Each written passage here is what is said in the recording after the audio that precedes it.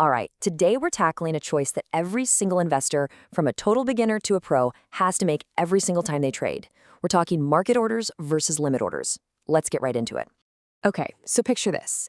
You've done all the hard work, right? You found a company you believe in, you've logged into your brokerage account, and you're staring at that big green buy button. It's right at that moment you face a critical choice. And here's what it boils down to, really.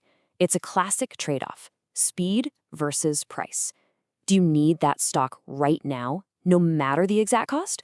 Or are you willing to wait, to be patient, to get the perfect price you've set your sights on? Let me put it another way. Think about it like you're trying to get a ride home on a Friday night. A market order is you slamming that book ride button during surge pricing. You don't care about the cost, you just want the car to show up now. But a limit order? That's you being savvy. You set a price alert and tell the app, hey, only book this for me if the price drops back to normal. See the difference? One is all about speed, the other is all about price. So let's tackle that first option, the Get It Now button. We're talking about market orders. And just like the name suggests, this is all about pure, unadulterated speed. A market order is pretty much the simplest, most direct instruction you can possibly give. It's you shouting to your broker, buy it, sell it, just do it as fast as humanly possible. Your order doesn't wait in line, it elbows its way to the front and grabs the best available price at that very instant. Seriously, using a market order couldn't be easier. You just say how many shares you want, click the button, and boom, it's done. Almost instantaneous. But remember the trade-off, right? The priority here is speed, not necessarily getting the best possible price. Let's look at a quick example of what that means in practice. Okay, so let's say we're looking to buy 100 shares of, I don't know, XYZ Corp. You pull it up on your screen and you see the price is sitting right at a nice even number. But wait a second, you saw $10, but you ended up paying $10.10. What gives? Well, that little difference is something called slippage, and it's totally normal. See, in the fraction of a second it takes for your order to go through, prices are always moving. There's always a tiny gap between what buyers are bidding and what sellers are asking. A market order's job is to just leap across that gap and make the trade happen instantly. That 10 cents is the price you pay for speed. So, should you be worried about this? Honestly, for most people who are investing for the long haul in big, stable companies, a few cents here and there probably isn't a deal breaker. The convenience of just getting it done is worth it. But what if you were buying, say, 10,000 shares? All of a sudden, those pennies turn into real money, right? And that's exactly why the other type of order exists.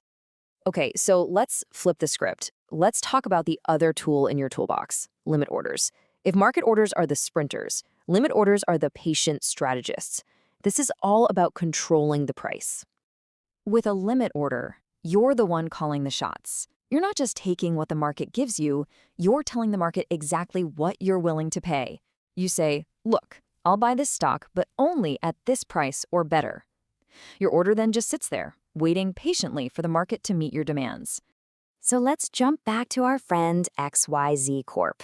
You still want to buy it, but maybe you think the current price is just a little bit rich for your blood.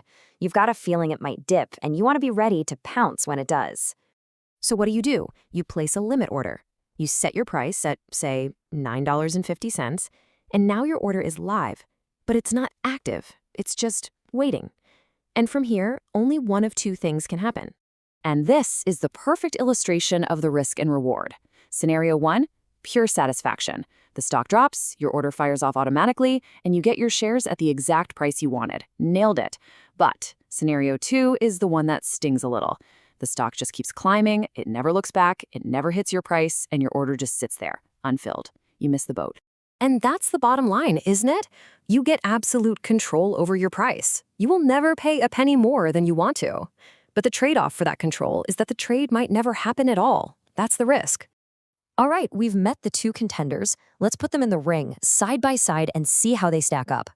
This chart really breaks it down perfectly. Let's look at the priority. For a market order, it's all about speed. For a limit order, it's all about price. Now, what about certainty? Well, with a market order, you're almost guaranteed your trade will go through. But with a limit order, it's a maybe. And the price, market order gets you the best available price, which might not be what you saw. A limit order gets you your price, or even better. So you can see, The market order is super simple, while the limit order needs you to have a specific price target in mind. Okay, so after all that, we land on the big question. Which one should you use? And the answer is, well, it depends.